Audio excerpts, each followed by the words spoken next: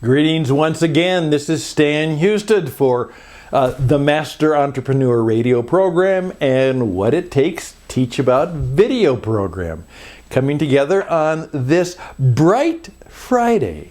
And it's fourth in our features of a 10-minute entrepreneurial thoughts, so the thanks and the giving season can inspire you to what you should change and what you should do in the year 2020, which is just before us right now.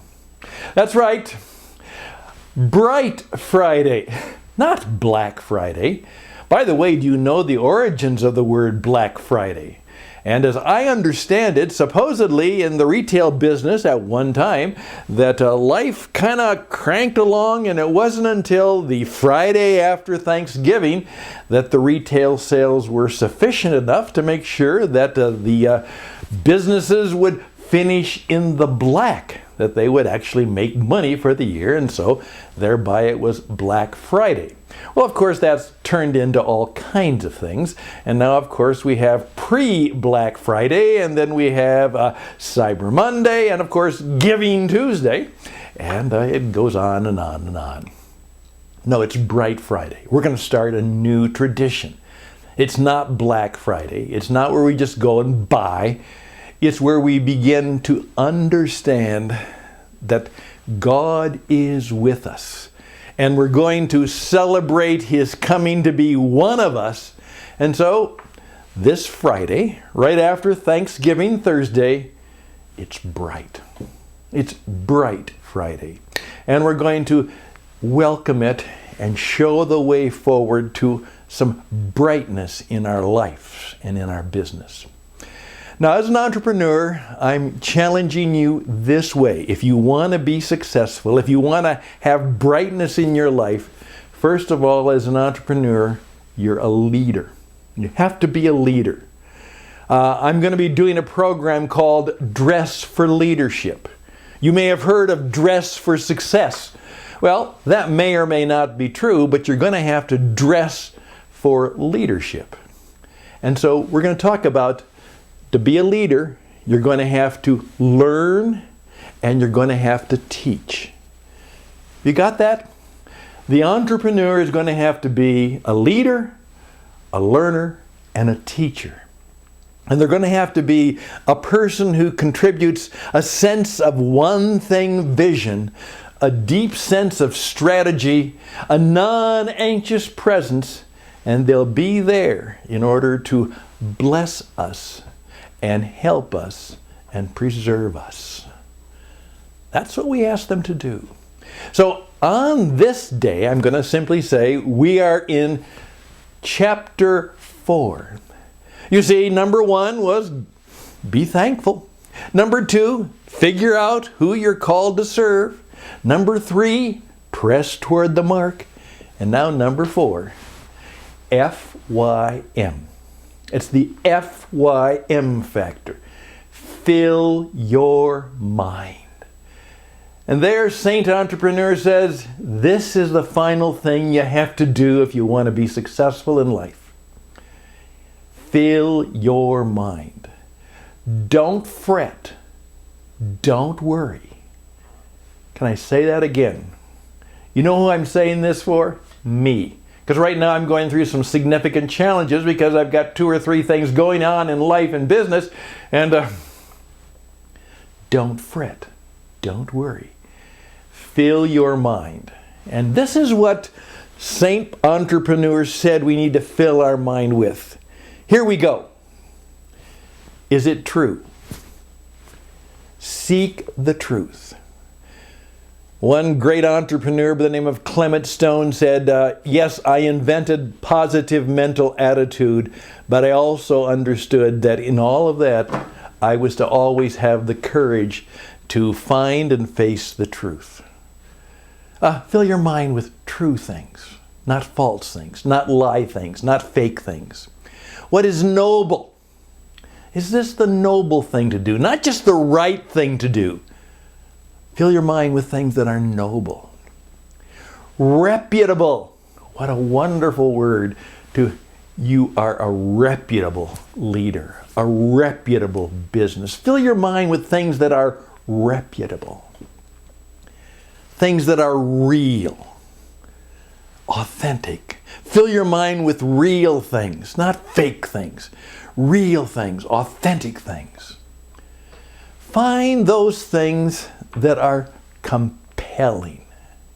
Think about that.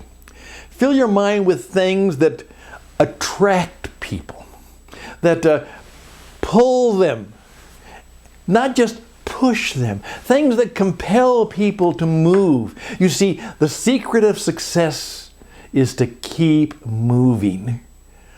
Always. Learning, teaching, moving.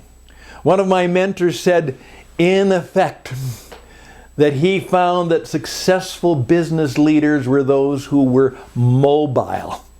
They were always on the move. They moved fast, both in their personal appearance and the way they worked.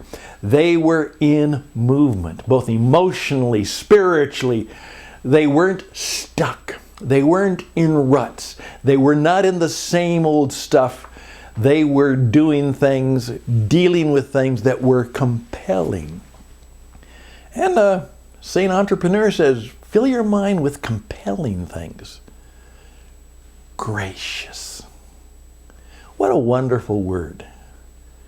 Gracious. Has anyone ever said to you, that's a gracious thing to do? Does gracious come from the word grace? Is that part of what it means? Are you graceful?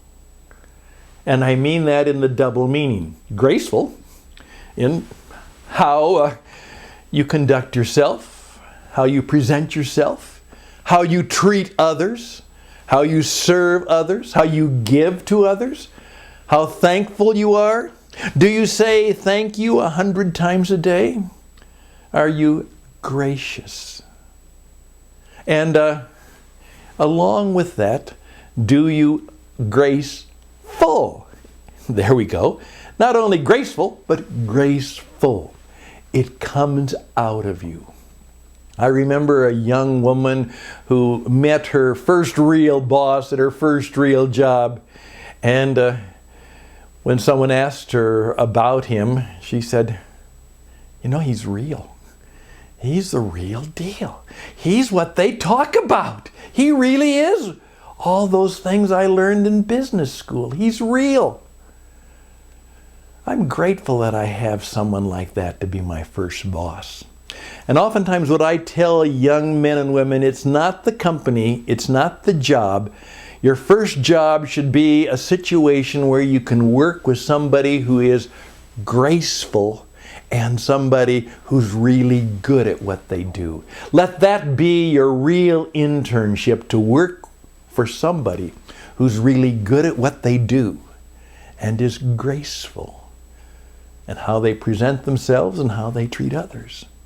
So, true, noble, reputable, real, the real deal, authentic, compelling, gracious, gentle.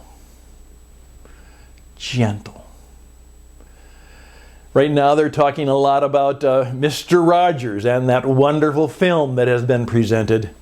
And certainly, there is what he was all about. He was that man who had great power in being gentle.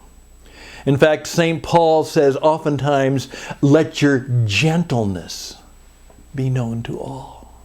Let your gentleness be known to all. Your moderation, your poise. And in poise and gentleness is somewhat rooted in the same word. And so oftentimes in various translations, it is translated as gentleness, moderation, poise.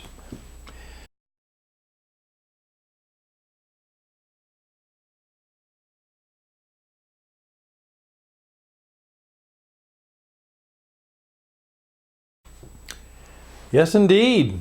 Those are the words. Moderation, gentleness, yet the power of poise. Well, that's about it, folks, for this Bright Friday. That's right. How can we now move forward as we have the Thanksgiving, the giving season before us, and 2020 is soon right upon us? How can we live differently? How can we make a unique, great contribution to the projects that God has given us? Well, that's what it's all about. And St. Paul reminded us that it's the gig economy. We are truly to be glad in God. And remembering that He cares for you. Sometimes it's hard to remember that. Sometimes we need to remind ourselves of that. Sometimes we need to help remind each other of it as we press toward the mark of the high calling and building a life and building a business that matters and makes a difference. I'd like to help you in the coming year. Me and my colleagues at the Christian Entrepreneur Network, the Christian Entrepreneur Nation, reach out to us at tcenglobal.org, tcenglobal.org, to get a little survey of what we are and what we do. If you'd like to speak to me, I'd be glad to try and help you make it through the end of the year and have a great and good start to the start of the new year.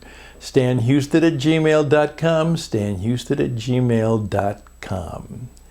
Indeed, we are now called, as St. Paul would say, receive and persevere in the amazing grace of the Master. The amazing grace of the Master Entrepreneur, the one that we seek to follow so that we can truly master life and business in a powerful way, because we now have the Spirit force who will give us God's creative power. That's what it's about. Receiving and living and loving in God's creative power. I hope to see you again, even before the year ends, but certainly in the new year that's before us, because we believe that working together we can help one another.